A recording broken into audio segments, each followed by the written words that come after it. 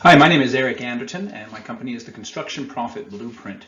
And I work with construction companies so that they can build great projects with great people and build lasting wealth.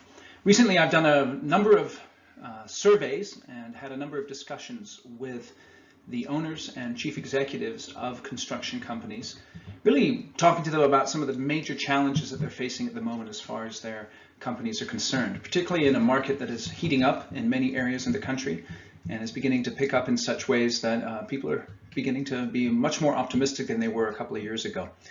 In my discussions, one of the key things that I've found is that a lot of the executives and owners are frustrated because they can't find great people. And that's what I really want to talk about today in this short presentation. Think about your construction company for a moment. The bottom line of this little diagram, it represents the time that your company is in existence.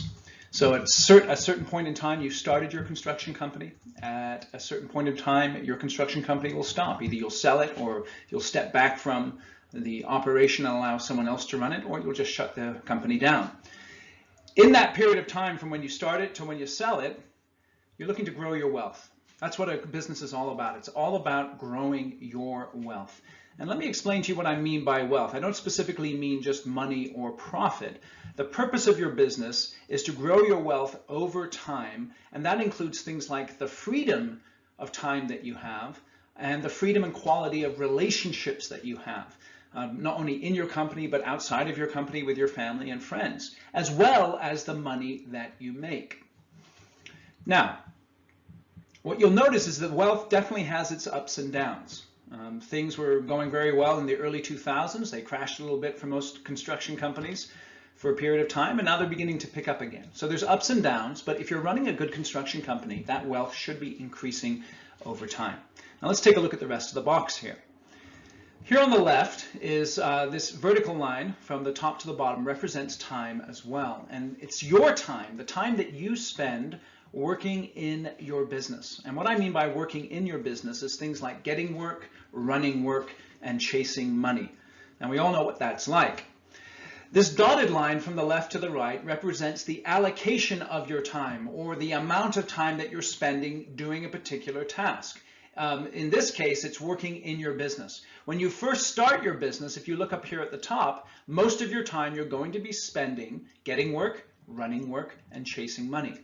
But if you want to build wealth over time, you need to shift from working in your business to working on your business. You need to be allocating more and more of your time to working on your business. Now, what do I mean by that? Things like strategic planning, process improvement, and then building great people. The question is which one of those three things is most important? I'd like to say that the most important thing is building great people, because you can have the greatest processes in the world and you can have the clearest plans, but if you don't have great people, then it's going to be difficult to execute on those things. The challenge is finding great people, especially, like I said earlier, in the hot market that we're in at the moment. How do you find great people? It's one of the greatest challenges that folks have. I find that in talking with construction company owners and executives, there's three issues that they face when it comes to finding the right people for the right positions in their organization. Number one is a lack of clarity on who to hire, specifically the kinds of competencies and outcomes they want from the positions that they want to fill. Another issue they have is fear of hiring, either because of perceived or actual lack of money. It's really interesting. I was chatting with one gentleman, and he was telling me as his company was getting up and running, he was working harder and harder and harder. And one day his CPA just had to stop him and say, hey, listen, you have enough money to hire someone. Go out there and find someone to do the things that you don't want to do so that you can focus on building the wealth of your organization. Another thing that we're actually afraid of is bringing on the wrong person and putting them in the wrong position. And sometimes the construction company owners are afraid of giving up control. And one of the issues that they face also is this idea of square peg, round hole. I was working with one of my clients, and they're a very successful construction company, but they made a mistake in hiring when they brought on someone who was a very excellent salesperson, very excellent at building relationships and bringing in work. They hired that person specifically to run one of their offices, and that person was not cut out for that position. Square peg, round hole.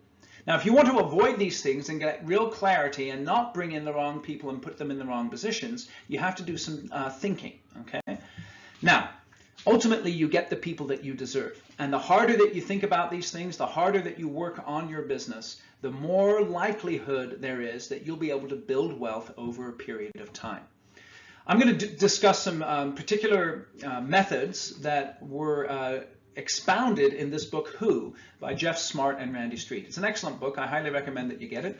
And I'm going to be talking about some of the things that they discuss, specifically around creating a scorecard so that you can overcome the lack of clarity that people have as far as hiring and really focus your efforts in bringing the right people into your company in the right positions so that you can build them over time and build the wealth of your organization.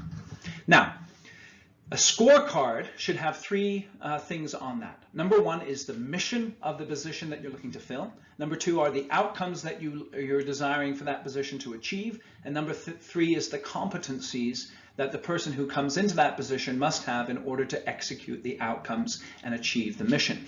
What I mean by a mission is a short statement that describes why the role exists, the job's core purpose.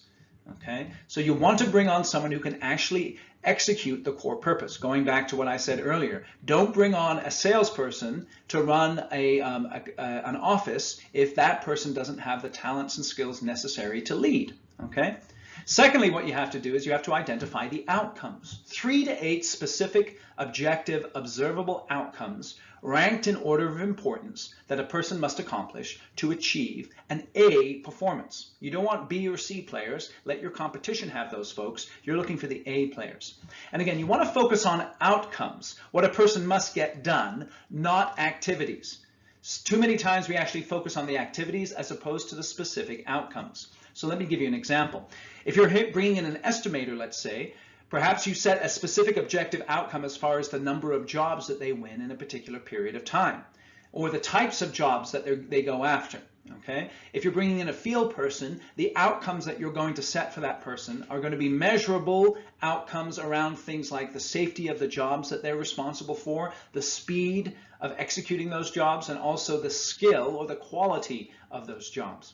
If you have an office person, you're looking for outcomes in terms of accuracy and efficiency.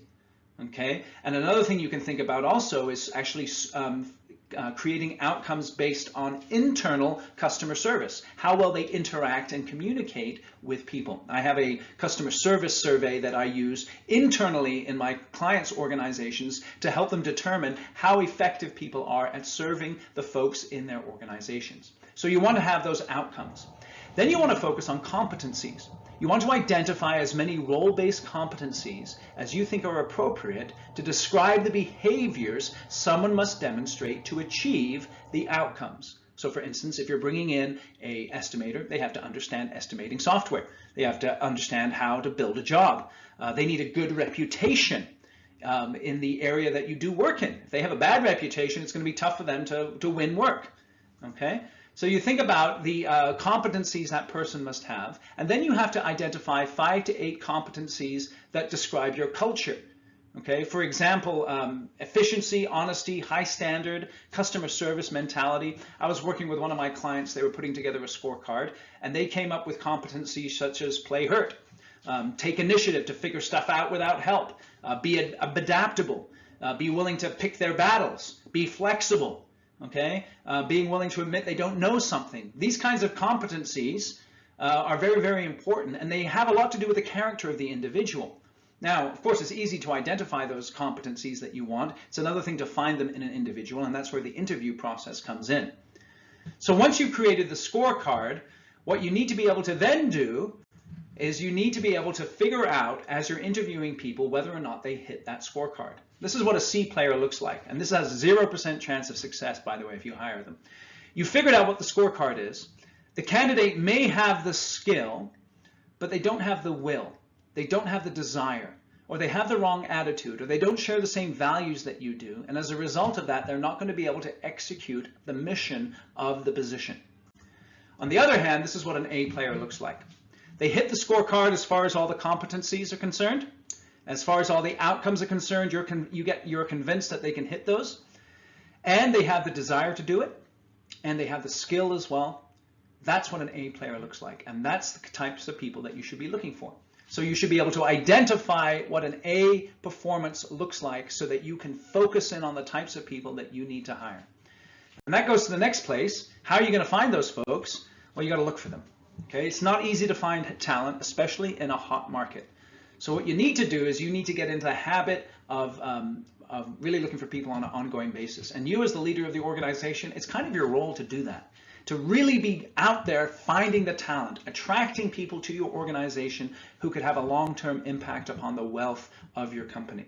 So any new business and professional contacts you have, I encourage you to pursue building relationships with them so that you can tap into their database, their network, as far as the talent that they have or the talent that they know is concerned. So you want to also develop relationships with local high schools and universities, obviously with your vendors, suppliers, and subcontractors. All of these things should be done on a regular basis by you and by people in your organization. And when you meet people, I encourage you to do this. Ask them this question: who are the most talented people you know that I should hire? In fact, one thing you could do is to make a list of the top 10 most talented people you know, as far as your customers, your subcontractors, as far as people in the industry, and make a list of those top 10 people and go to each one of them and ask them this question. That would be one way to help you to source talent. And I encourage you to develop relationships with universities and with high schools. Develop an internship program in your company so that you can bring people on over the summer and try them out and see how well they fit in with your culture. This is another way for you to identify the talent. So going back to this box that I first shared with you at the beginning of the presentation. Are you spending most of your time working in your business, getting work, running work, and chasing money? You know that you need to bring on the right types of people into your organization. And in order to do that, you need to stop and spend time working on your business. Okay, because if your business is going to be successful and if you're going to build wealth over time, if you're going to achieve the freedom of time, the freedom of relationship, and the money that you want, okay, hard work isn't enough. You need to get good at planning, at process improving, and then identifying and building great people. So I want to encourage you to get into action.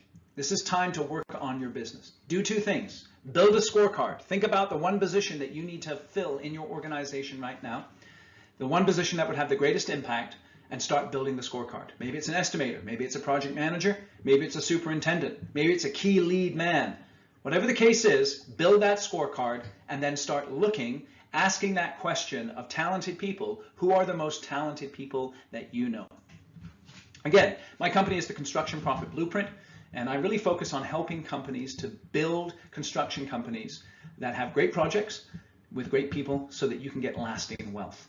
And I'd like to make a little offer to you. I've put together a short summary of this book, Who, that I think you'll find very helpful, particularly in light of the interview process, which is one of the keys to bringing on the right people. If you'd like a copy of that short book summary that I've put together, it's about 11 or 12 pages. It's incredibly practical. Shoot me an email at Eric Anderton. I'm happy to send that to you. Put in the subject line, how to hire A players. I appreciate you listening to this short presentation. And again, my name is Eric Anderton.